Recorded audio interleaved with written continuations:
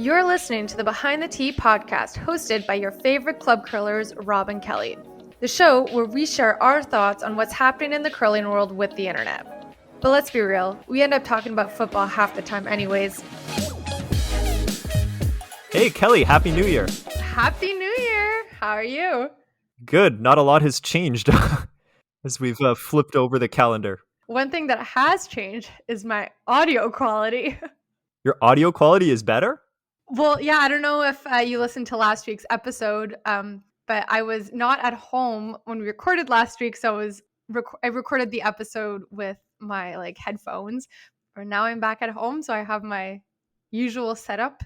I think it's if there's some kind of imperfection on each of our ends, we notice that. Like I heard my dishwasher go off in an earlier episode. Mm-hmm. I heard that too. Oh, you did? Really? Oh, yeah. I hear all the little noises during the editing. Oh, we got a lot of comments on our Instagram about that. Oh, yeah? No, we didn't. But you know what we did get comments on? Actually, so before all that, I have a challenge for us here. Okay? I am about to set a timer. We're going to see how long we can go without talking about COVID, the pandemic, curling being shut down, anything like that. I'm going to bet maybe 2 minutes, but let's start the clock. Let's see how long we can go without bringing up the pandemic. All right, and if we lose, I can always just edit the whole section out so there that you go. Yeah, we automatically win. You're already good at making us sound a lot better than we are. But yeah, speaking of getting comments on Instagram, a couple of weeks ago, Timbits came up, and we threw it out to our listeners about what kind of Timbit was best. And our listeners overwhelmingly said glazed Timbits are better than chocolate. Which I agree. Even I agree. I voted for chocolate just to show chocolate some love, but I agree. Like the glazed ones are pretty good. Now, the problem is with Instagram, because they only let you pick two things, right?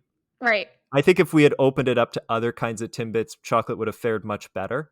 But you found a piece of research to suggest that there's data out there that across each province, their preferred choice of Timbit, correct? Yes, that's it. So a very highly... This is what it's come to. A very highly scientific survey was done to see what was Canada's favorite Timbit. So they went province by province. I'm looking at... I cannot not laugh looking at your face. How ridiculous this story is.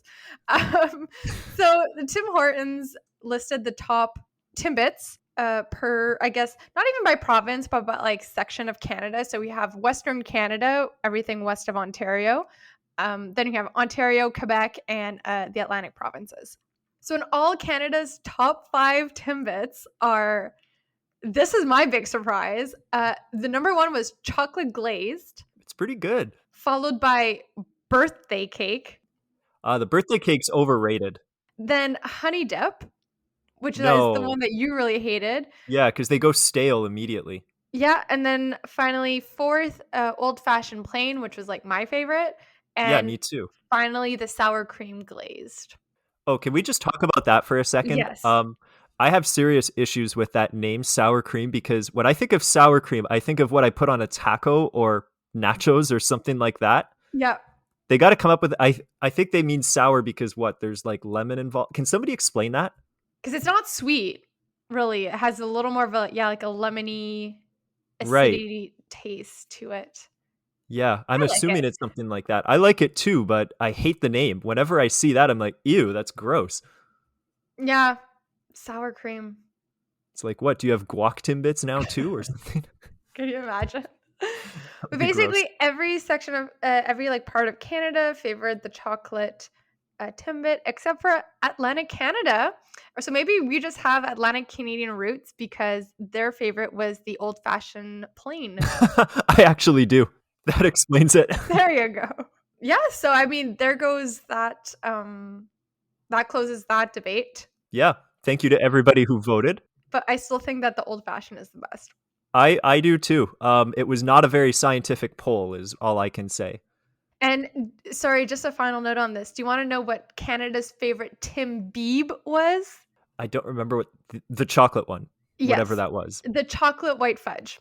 Yeah, see, I don't even know if I got to try that because I did try Tim Biebs, but there weren't many left. And now that I found out they're more expensive than the rest of Timbits, and by quite a bit too, I kind of don't want to buy them anymore.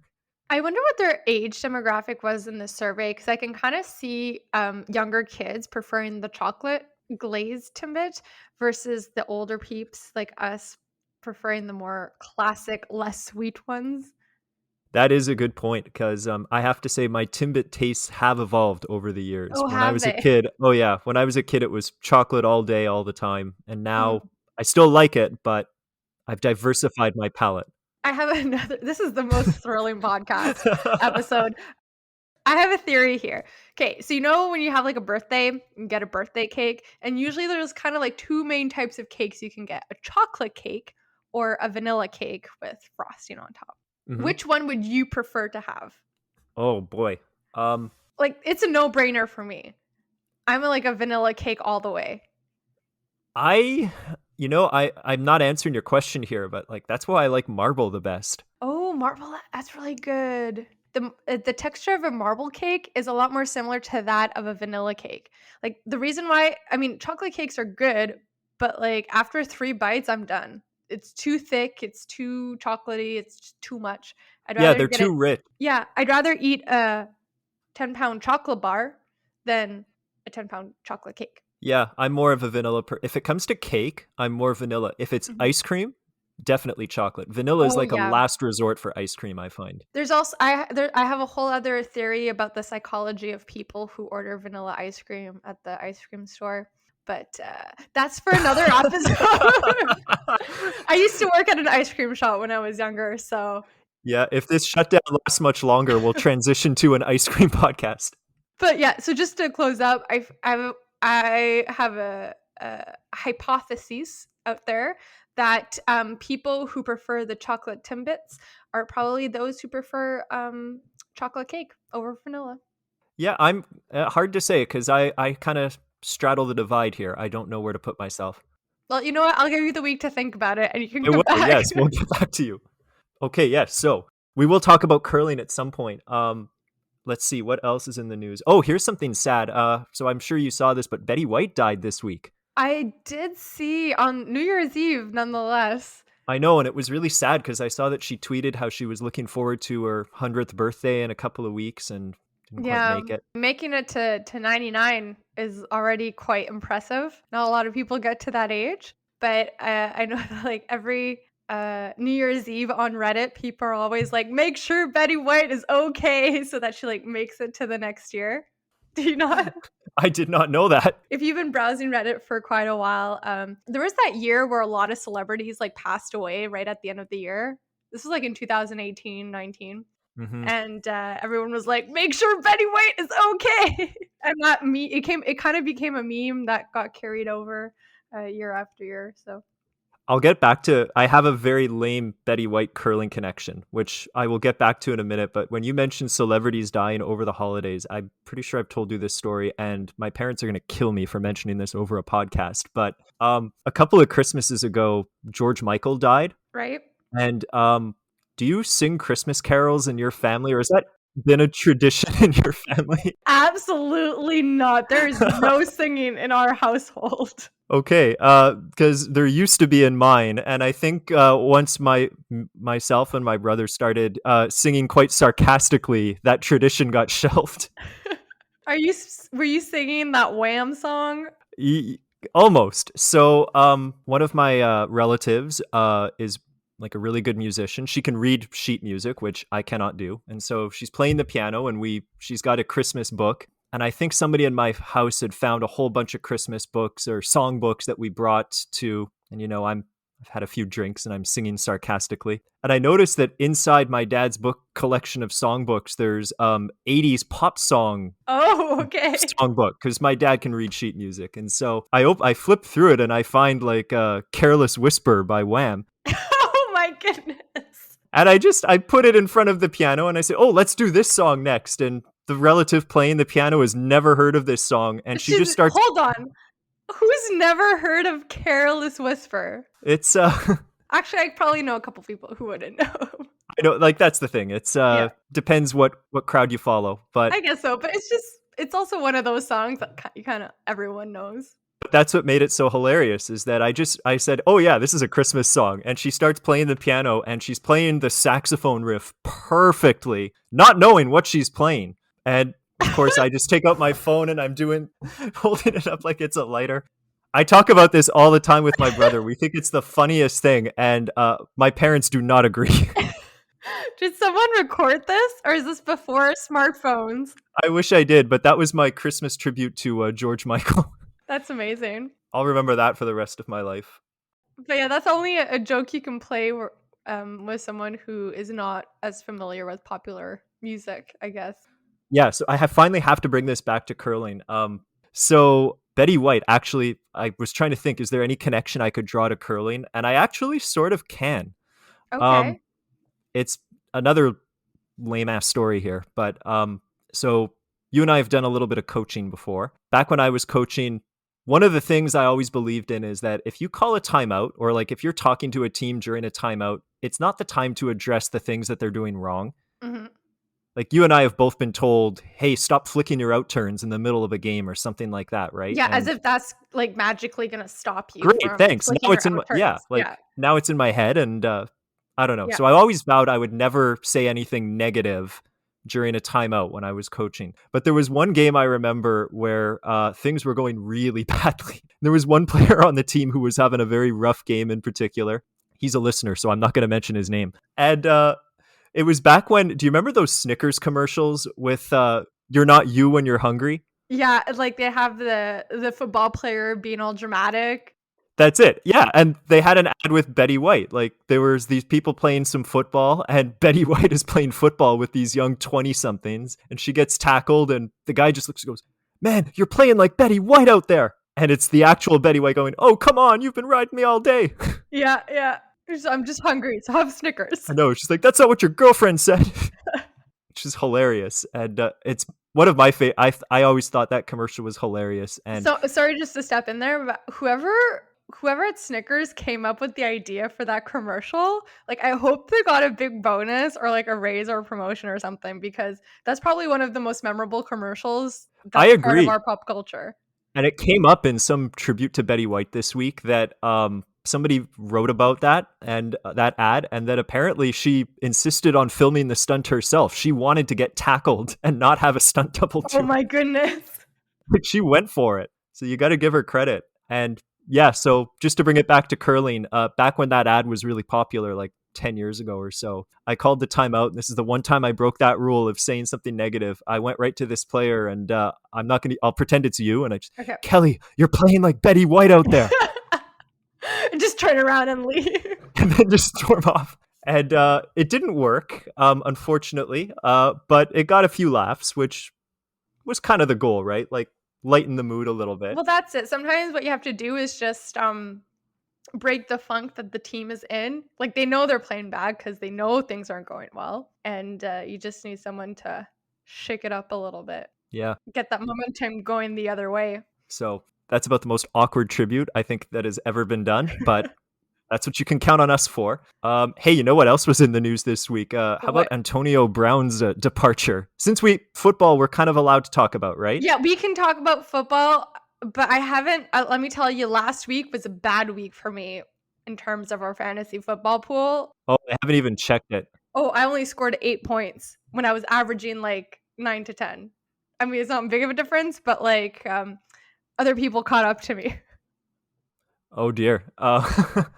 That's not good, because I don't think I've been averaging 8 to 10 either. I think I get less than that right. You're like in the lead by quite a margin. When the things that I'm getting wrong, you're getting wrong with me, I guess. I guess so. I mean, my strategy is you pick the team that has the best score, like this. Sorry, not the best score, the best record. The best record. And then if they're like tight, then I'll go with the home team. And if I still don't have a good feeling about that, then I'll change it. But yeah, our current standing is Scleritina Fanboy is in the lead with 163 points. Then we have Pod Chatter for Life and Club Rude Girl 1234 tied for 150. And also Pod Chatter joined a week late, so I'm technically last. But I was doing good for a while, but the past 2 weeks, man, have not been good.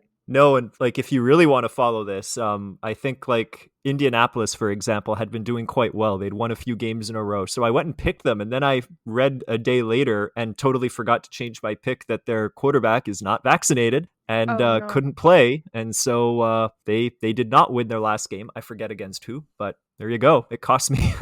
But this is about all the research I care to do, is to just look at it and be like, I think they'll win. Done.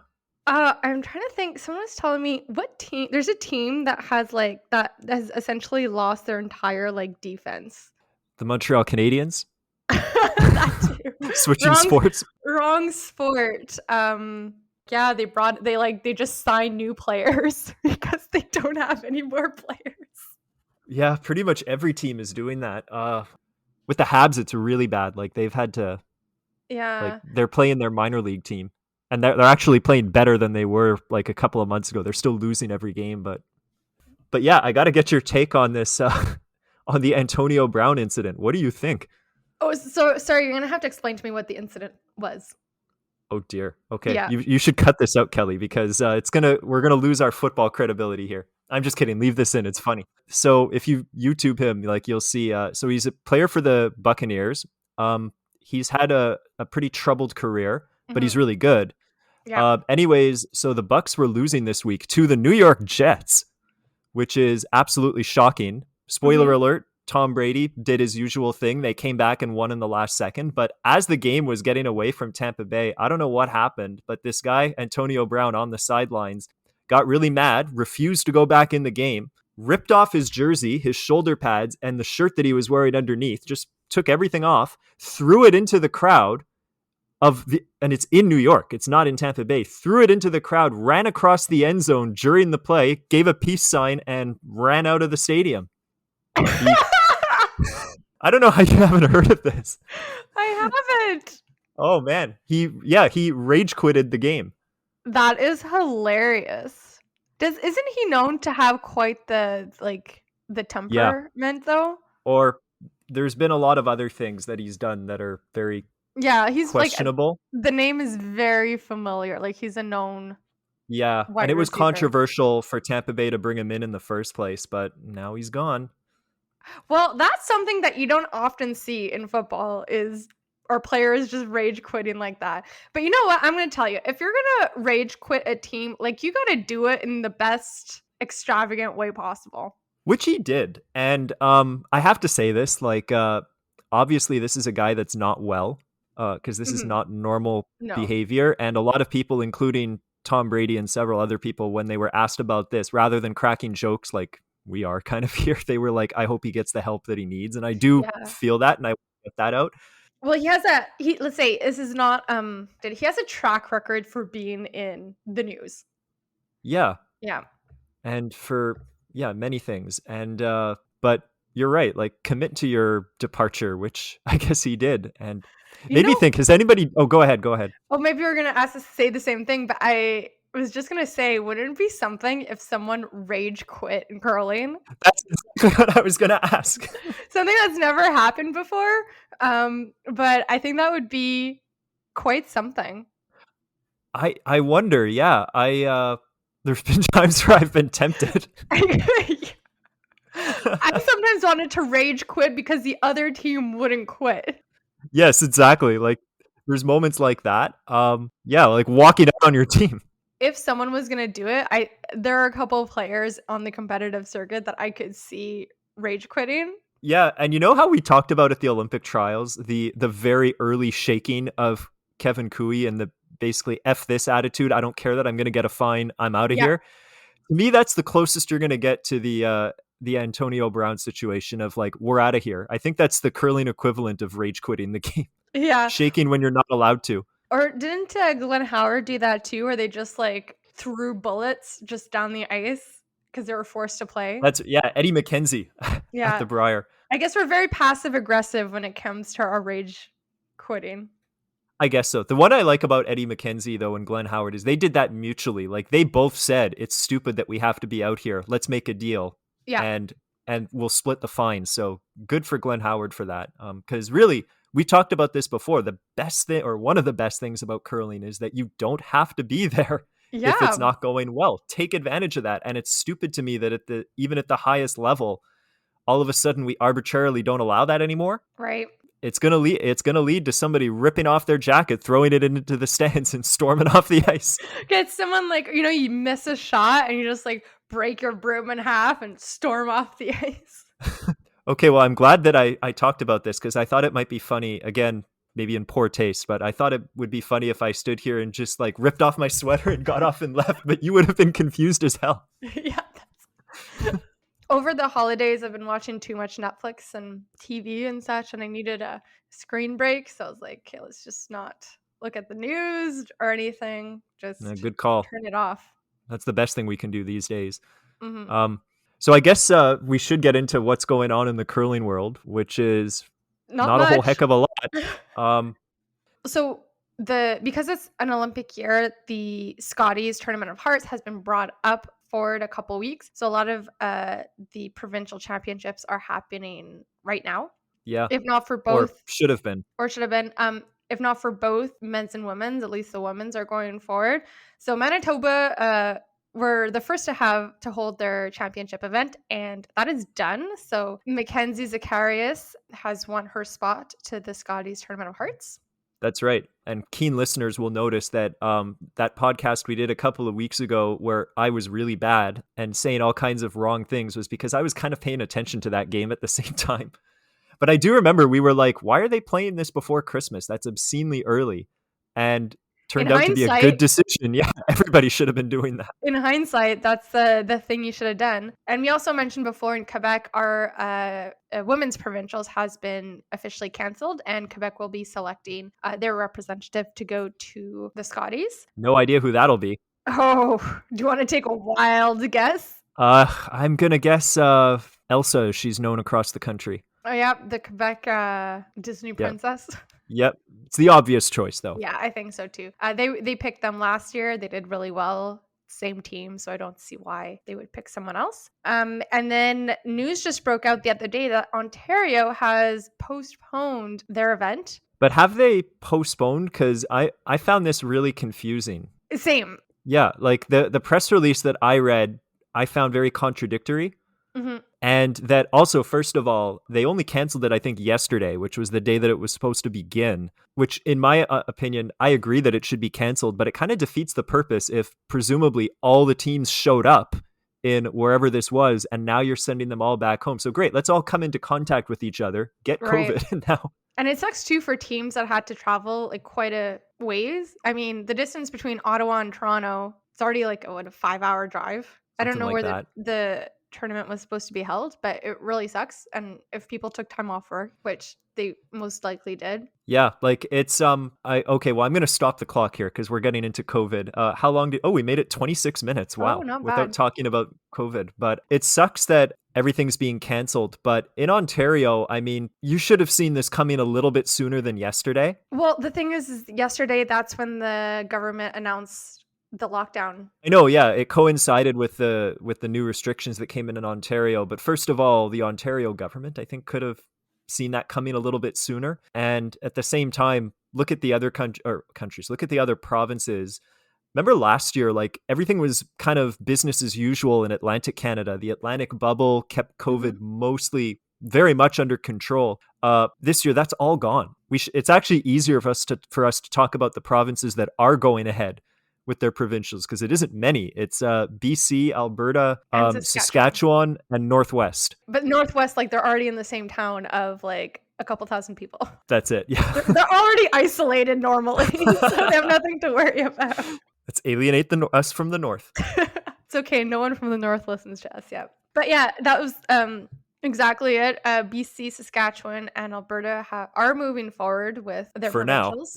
For now. Well, they're ongoing, so. They've started, so I just hope they can finish. I hope so too, because I thought that's like really awkward of like, oh, we have to cancel the provincial championships halfway through, and what we're just going to select from one of the teams that's left standing. I know, it's really awkward to do. And even like, let's just hold off the provincials for a sec. Like, I think there's a good chance that the Tournament of Hearts itself gets canceled. Yeah, so that was where I kind of want to lead into, because the Scotties is going to be played, or is planned for January 28th to February 6th. Less than a month away. Less than a month away in Thunder Bay, Ontario.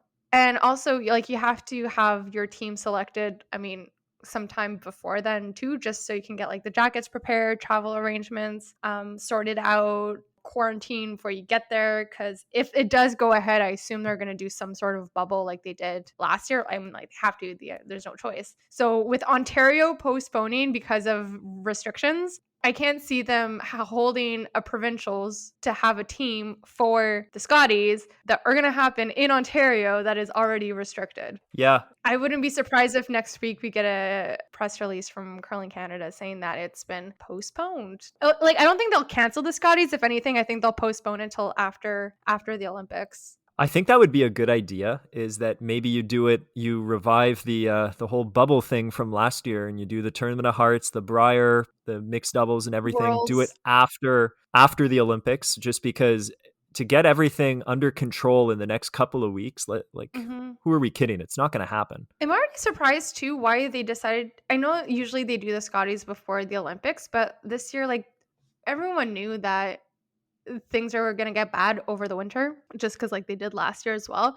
So why the rush? Like, why not just hold the Scotties until after the Olympics? Just push everything back a bit. In their defense, like, before we heard of Omicron, everything was going okay. Like, Right. It was not back to normal, and it never will be, but we were getting along with our lives sort of the way we used to, and now Omicron has completely changed the game here, and unfortunately, none of us were ready for it. At least last year, we could tell it was going to be unsafe to hold any kind of event, and so they planned the bubble already, but they were planning, like, look at the trials a few weeks ago. Yeah, fans were wearing masks, and yes, probably a couple of people caught it, but it was relatively safe, and now that's out of the question. They should just push it till, March or whatever. Yeah, I mean, I've already said before, I think the Olympics should be pushed by at least a year. Because the other thing that would be nice is that they should push the Olympics, which they're not going to do. The IOC is like deeply committed to this, no matter how bad it gets. Well, like, they already pushed one a year, and not much change. Like, no, it is what it is. So no, it'd be nice if people were more prepared for the kind of chaos that's about to ensue, I suppose. Yeah. But because it got me thinking, like, what if the Olympics got canceled or postponed, whatever? But the Tournament of Hearts is about to start. Jennifer Jones isn't there. I don't care. I mean, I'm sorry. Like, it is what it is. Deal with it. A lot of people had to deal with shitty circumstances. You still get to go to the Olympics. When it happens, I suppose. It's not a secret. I'm not the biggest Jennifer Jones fan out there, so that definitely has something to do with it. I was, until I saw that video of her baking cookies. Oh, the TikTok on Instagram? Did you also see that she's sponsored by Mazda? No, I didn't. Oh, you should see her Instagram. It's great. Oh, okay. We'll have to follow it with It doesn't say, but it's like clearly a Mazda sponsored post. Like, they gave her a car, and every post she's like, I love buying my groceries with my Mazda. We will one day be in that situation, Kelly. Like, if somebody buys me a free car, I'll be happy to show it in every Instagram post. Sure. We'll if we're ever so lucky. But we're not at that sponsorship level yet. Not quite. But if anybody wants to buy us cars, feel free. But I was thinking, actually, like, if it ever did happen, I think the solution is you just do the Tournament of Hearts the way you did last year, with 3 wildcard teams instead of 1. Yep. And that way you can just kind of easily drop Jennifer in, and then somebody else can drop in as well. It's not ideal, but... Right, I guess so. I still don't care if Jennifer Jones doesn't make it. It'd be, yeah. I mean, neither do I. She's made it tons of times. It's good. Yeah, and I'll give it the opportunity for another team to get that spot and get the opportunity to play on like a big stage like that. It's true. So. It's just that's not going to fly with her. And absolutely. And I think, honestly, even though I'm not the biggest fan either, I think she has a case. Like, I remember last year, I think it was Mike McEwen that advocated for more than one wildcard team because everybody was just going to take the defending champion, which would have left him out. And he's a pretty good team to leave out of the Brier. Mind you, he didn't do well at the Brier last year, but... Interesting indeed. Speaking of the Olympics, though, Curling Canada still hasn't announced who will be going for the mixed doubles. No. Which is surprising. I think they were about to, and then if you listen to last week's episode, Kelly DM'd them with our names. We're throwing our hats into the ring, and I think they were set to name somebody, and now they're like, oh, wait, we got to really think about this. This podcasting team is pretty good. Should we tell them that we're like still under contract negotiation here with them? Exactly. But there's a lot of talk on social media about like who they should pick. Obviously, if you listen to our last week's episode, we were very pro Morris and Homan. That's who we think they'll pick, and they're very much a obvious pick or like a safe pick, a good pick. Mm-hmm. And there's some other couple of people there. But there's talk on social media of people saying that they should pick Gallant and Peterman, Jocelyn Peterman, to go for multiple reasons. One, they're already a mixed doubles team. They're very good. They're at the top of the points board. They're already going to be at the Olympics, so it's like less people to bring and logistically, et cetera, et cetera. So that's the obvious choice. I disagree with that. I think it's a good idea. I think it's not a good idea for a couple reasons. In Canada, we have so many good players. We have such a huge pool to pick from. Why get two people the same people to play in two events? Like, we should have our mixed doubles team and our men's and women's team, and not just for like, I guess, their health or, you know, their performance, because you're playing a game or two every day for like 2 weeks essentially, and it's taxing on your body. It's mentally exhausting. Even if they do this all the time, by the end of the second week, they won't really be playing to like the best of their ability because they've been playing for 2 weeks already. Hold on, I'm not done. Okay, yeah, I want to counter that point, but go ahead. Yeah, so that reason. And so you can have like an equally good team just take up that spot. Number two, with the whole situation with COVID and how easily catchable it is, if an athlete were to catch it at the Olympics, they're going to have to quarantine themselves. So what happens if they catch it during the mixed doubles play? A men's team and a women's team have just lost a player.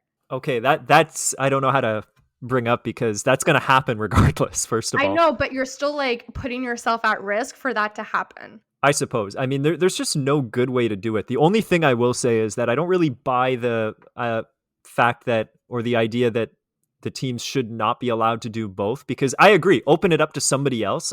In normal times, I would absolutely agree. And I don't mind that rule because it's kind of nice to get other people there too. But I know I would not survive playing a week-long tournament and then a week-long mixed doubles tournament right after. But Brett and Joss would do just fine. They're in much better shape than I am. Yeah, but then, like, let's say they don't play as well in the second week. Oh, but you know what? I think we're at the point where who cares how well people do at these Olympics anymore? It's just, please don't catch COVID. Please don't put yourself in quarantine or get sick. You say that, but that's not the case. I know. But that's why I support the rule in normal times. Or, I mean, I'm not adamant about it. But right now, I'm just like, oh, who cares? Just do whatever's safest. Yeah. I don't know. I think that, like, if it was just them going by the, like, they're just going to do the mixed doubles, yeah, they're a great choice. But I think the fact that they already got, they're already going to be playing with their men's and women's team, I really don't think it's a good idea. Because on top of that too, like, you're not just playing, there's a whole bunch of press going on as well. Like, it's not just you go play your game and you go quarantine, like you go back to your hotel. Like, there's other stuff on top of it too. So it's not not easy. But I think the other thing is that if there's one thing we're learning now is that people are being careful-ish, and Omicron is still completely devastating things. It's going to get into the Olympics. It's going to mess things up. Unlike like the Summer Olympics last year were controlled to some extent that even though there were problems, I guess it went okay, but it's going to rip through Beijing here. And I just don't know what's going to happen as a result. Like this has potential to be really disastrous. And the hard part I'm having with this is that I don't know, like I'm a big Olympic fan and I'm sitting here going, I don't want to watch, or I don't want it to happen. I want it to be pushed. And when it does happen, I'll be watching with this like nervousness of like COVID's going to be on the back of our mind the whole time. I know it is with everything else that we do every day, but Now especially, just because it's really getting into every aspect of our lives now. Yeah, I don't know. Maybe you need to just change your perspective a little bit, and just enjoy it for what it is. I watch sports. I don't think about COVID. It's hard because, we're seeing a very big difference in depending on what the sport is. It being the week after Christmas and New Year's, I've watched a lot of bowl games because I've got not much else to watch during quarantine. They all seem to go ahead. Football in the United States is going on business as usual. Hockey is going on business as usual for the American teams, for the Canadian teams. They're canceling all kinds of games, and each team has 10 to 20 infected players, and it's just a total disaster. Mm-hmm. I don't know, the things I usually enjoy about sports, I can't enjoy anymore. At least football, I guess they've decided we don't care. We're just going to play through this. Yeah. For everything else, when it starts shutting things down, and I don't know, it takes a lot of the entertainment factor out of it for me. For me, it just depends on the hype around it. This is why I don't think pushing it is going to do anything. Just if you take the last Summer Olympic as an example, they pushed it a year, obviously, because the world literally shut down in 2020, sorry. 2020. In 2020, and they had it the following year, and there was not as much publicity. There was no hoopla around it as there normally is, and I just didn't watch it. Not because I was like, oh my God, are the players are going to catch COVID or yada yada. There was just no there's so much more stuff going on in the news that I didn't even register to watch it. I'm still mad at you about that, by the way. There were some many good Olympic moments where I was like, oh, Kelly, did you see that? I know. I didn't watch anything. And I'm usually a big person who watches, I love watching the Olympics, both summer and winter. And I just didn't care. I was like, the world opened up again. And I was like, I'm off doing other things. I do not want to spend time inside watching TV. I did enough of that over the winter. Yeah. And that's what we're back to now. Yeah, except it'll still be winter and it's minus 30 outside, so I do not care to go outside regardless. Yeah, that part has made it a little bit easier. I quarantining and I looked at my thermometer and went, oh, look, it's minus 18 outside. That's going to make staying inside a little bit easier. Hey, so I think what we should do just before we call it quits for this week is we should look at the provinces that are going ahead and just identify some of the big names in their provincials. Right. Because it won't take us long with only really 4 happening. And what I actually was looking at was if they were to, God forbid, but we know this is possible, but to shut down, I was looking at who the highest ranked teams are in each province. So we won't go through all the teams here, but I'll just tell you, BC is a province I really want to see go ahead with their provincials because Marianne Arsenault, remember her? Yes, I remember her. Yeah, she moved to, she retired out of Nova Scotia. She moved to BC right before the pandemic hit and never got to play with the remnants of Kelly Scott's old classic team. But here they are. They're in the provincials. So they're back. They're playing down. So is Corinne Brown. I think she's the definite favorite. If everything got shut down, Corinne Brown is way ahead in BC in terms of points. So it would obviously be her. But I want to see that matchup. I want to see an Arsenault versus Brown final. I think it'd be very fun. Of all people, I think you would be actually watching it as well. Between the two of us, anyways. I will make sure that you, hell, we'll have nothing else to do. But that would be interesting. That's why I want the provincials to happen. I don't want it to be canceled. Mm-hmm. Alberta, you've got a couple of big names. You've got Laura Walker, Casey Scheidegger, Kelsey Rock. Laura Walker is the points leader in that province. So if it were shut down, I imagine it would go to Walker. Yeah, Alberta's definitely a powerhouse province. Right. And they're doing their men's provincials right now at the same time, too, which Cooey was the obvious runaway favorite there. There's no Botcher since he's Team Canada. Right. Lucky him. Even though he doesn't have a third yet. Oh, that's true. They haven't announced it, right? No, he's got to get moving on that. I wonder where, I guess he regrets not having that short list. He's having a hard time because I've already announced through this podcast that I would decline that offer. Right. And now that I'm off the table, I mean, he's really reaching. So we're doing so good. I know. And wait, one more province we have to talk about. Saskatchewan. Right. I really want to see this province have their playdowns go through to the end because there's a lot of big names in there. There's some classic names like Amber Holland, Sherry Anderson, who is always a factor, is there. I feel like Sherry Anderson's going to be like the Betty White of curling. Just always playing. There we go. 2 tie-ins to Betty White. I love it. That's a much better one than what I had, by the way. I don't know Sherry Anderson would take that as a compliment or not, but it was definitely said as a compliment. In like 40 years, when Sherry Anderson wins the Saskatchewan provincials At at 99. 99, which she will, like, she will. And I love it. I love Sherry Anderson. And so she's there, I believe, with the same team she had last year because she was the Saskatchewan representative in the bubble. But other big name there, Robin Silvernagle, Okay. who was a big up and coming team pre-COVID, who rejigged her team at like the worst possible time, I think, because they've Yeah, I not remember that. been able to play. But you know what's going to happen. Chelsea Carey. I know that woman I feel, okay, Chelsea Carey, she's going to be known as the curler who's gone to the Scotty representing every province in Canada. And win out of every province, Yeah. I bet. I never know what her team is, and I never know what province she's going to come out of because she just hops on all of them. Yeah, and she's got a team out of Saskatchewan this year. And good for her. The funny thing is, when I think of Saskatchewan, I think of, well, Sherry Anderson, and then I think of Robin Silvernagle. But if they have to shut it down in the Wheatsheaf province, and they have to look at the leader is, you heard it here first. Well, no, you probably already know, it's Chelsea Carey. Is Carey a native to Saskatchewan, or is she originally from Manitoba? I believe she's from Manitoba. She's in Manitoba. But that's a very good question. Like, who would know? She's been...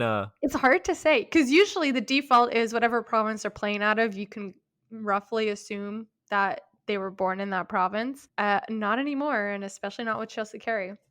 Right. And I do know that because her dad is like a long time Winnipeg area curler. So I know she's from Manitoba, but no, you're right. I think she should go for other provinces. Yeah, exactly. She should get that record under her belt. And lastly, I think we should just bring, because I don't think we ever finished our thoughts about Ontario and how confusing that press release was about how the provincials are canceled or postponed. I think they use the word postponed, but we're going to name our team by Friday. Yeah, I don't know if they're going to name the team, but still like have the provincials as a formality.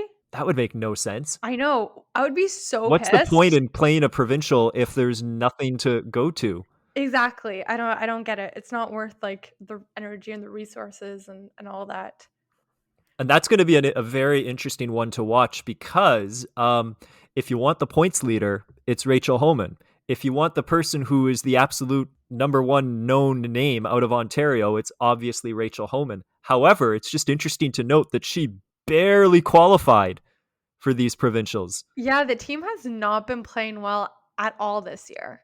I think we both know, like, because Ontario is going to revert to the unfortunate format of picking a team. It's going to be Rachel. I know. Well, not that I know, but I assume so. Yeah, I wouldn't be surprised. No, we'd be shocked if not. And obviously, it's the right decision. But is it notoriety and from curling CV? Then yes. Yeah. But when you read what's actually been going on this year, yeah, I put a big question mark on that this year. I know the year-to-date points. I think it's Holly Duncan. She's like neck and neck with in Ontario. Okay. She's slightly ahead, Rachel, but it's obviously been a very rough start to the year for her. And also, like, I know that I don't remember all the details, but I remember Rachel's like Ontario status is questionable and controversial as well. Well, I think the whole team status is questionable and controversial.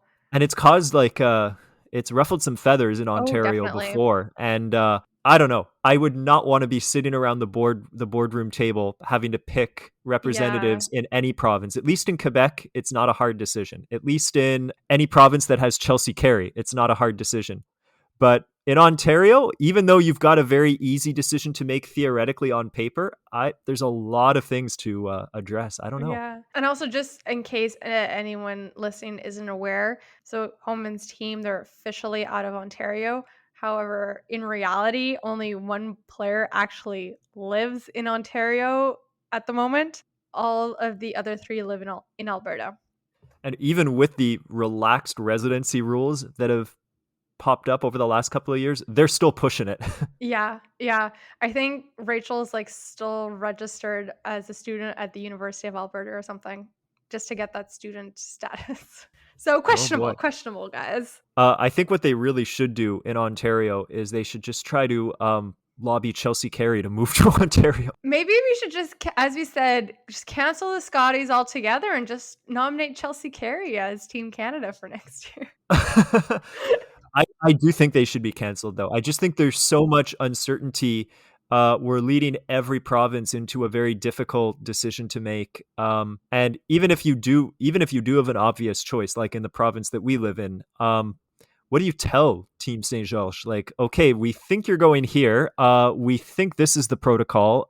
Bring another 8 people with you, because if this goes the way other sports have, like in hockey right now, the Habs, in addition to being one of the worst teams around, are playing with their minor league team because they get new positive cases every day. Here's a conspiracy theory. Maybe they're just using COVID as an excuse for cutting the team because they suck. So they're like, "Hey, let's test out some new players here, get some new blood on the team."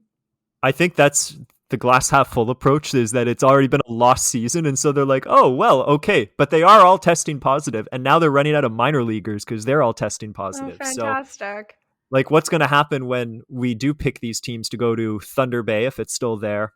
I mean, I'd like it to go ahead. It'd be nice to watch, but I think the best approach is to, and I think we should say this just because it'll give us more credibility. Let the Olympics happen, and then put the Tournament of Hearts and Briar together back in that damn Calgary bubble. I mean, come on, Calgary's our favorite Canadian city, apparently. Remember Briar Bingo last year? Yes.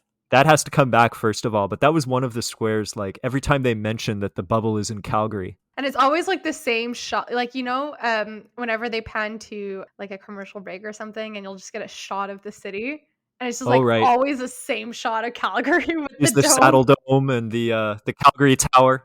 It's the only shot of Calgary you have. No, I've been to Calgary. It's a nice city. I would never move there personally, but I like it too.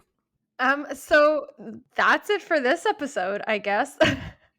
I feel like we were able to get one episode with a lot of fluff inserted there.